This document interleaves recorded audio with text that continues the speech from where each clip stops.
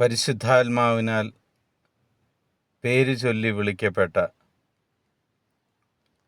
എൻ്റെ സഹോദരീ സഹോദരന്മാരെ,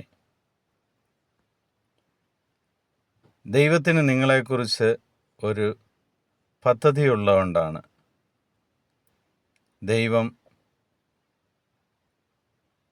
നിങ്ങളുടെ ജീവിതത്തെ മാനിക്കുവാനും ദൈവത്തിൻ്റെ ശിക്ഷ നിങ്ങളുടെ ജീവിതത്തിൽ ഉണ്ടാകാതിരിക്കുവാനും ഇന്ന് പുതിയൊരു തിരുവചന ഭാഗം നിങ്ങളുമായിട്ട് ഷെയർ ചെയ്യുവാൻ കർത്താവ് തന്നിരിക്കുന്നത്.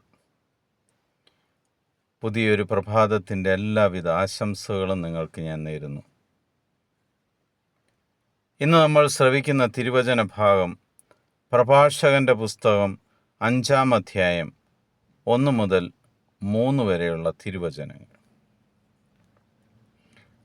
സമ്പത്തിൽ ആശ്രയിക്കരുത്, എനിക്ക് മതിയാവോളം ഉണ്ടെന്ന് മേനി പറയുകയും അരുത്. സ്വന്തം കഴിവിൽ ആശ്രയിച്ച് ഹൃദയാഭിലാഷങ്ങൾക്കൊത്ത് ജീവിക്കരുത്. ആരുണ്ട് എന്നെ നിയന്ത്രിക്കാൻ എന്ന് പറയരുത്. കർത്താവ് നിന്നെ ശിക്ഷിക്കും, തീർച്ച. 100% നമ്മുടെ ജീവിതത്തിൽ ഉണ്ടാകും എന്ന് പറയുന്ന ഒരു വചനഭാഗമാണ്. കർത്താവിൻ്റെ ശിക്ഷ നിൻ്റെ മേലുണ്ടാകും, ഇന്ന കാര്യങ്ങൾ നീ ചെയ്താൽ.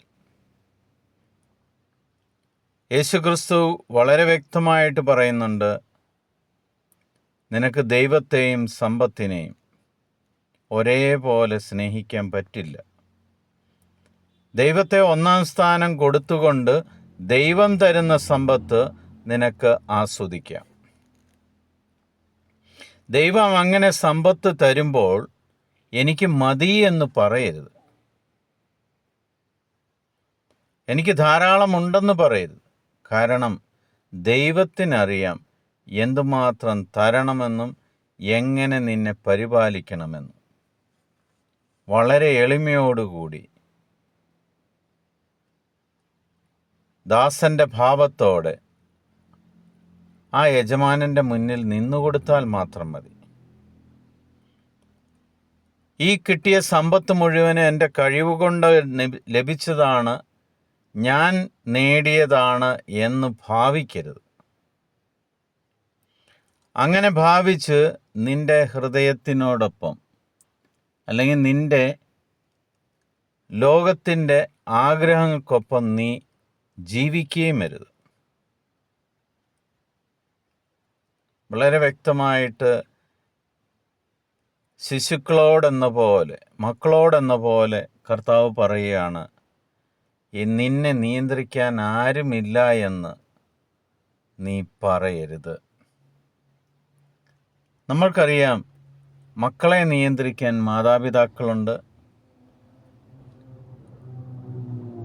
ഓരോ രാജ്യത്തിൻ്റെ പൗരന്മാരെ നിയന്ത്രിക്കാൻ ആ രാജ്യത്തിന് നിയമസംഹിതകളുണ്ട്.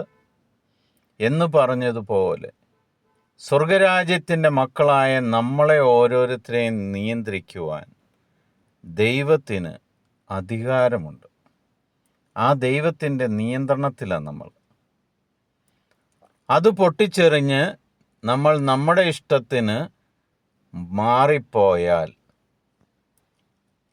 അങ്ങനെ പോകുന്നവർക്ക് ദൈവത്തിൻ്റെ കയ്യിൽ നിന്നും ശിക്ഷ ലഭിക്കുമെന്ന് വളരെ അസന്ദിഗ്ധമായി വചനം പറയുകയാണ്.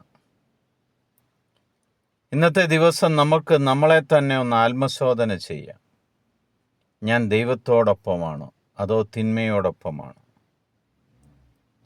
ഈ തിരുവചന ഭാഗം നിങ്ങളെ ഓരോരുത്തരെയും ദൈവത്തിൻ്റെ സമൃദ്ധമായിട്ട് അനുഗ്രഹത്തിന് വിധേയമാക്കുവാൻ, എൻ്റെ പ്രാർത്ഥനയിലും നിങ്ങൾക്ക് വേണ്ട ദൈവാനുഗ്രഹം ലഭിക്കുവാൻ ദൈവം ഇടവരുത്തട്ടെ എന്ന് പ്രാർത്ഥിക്കുന്നു.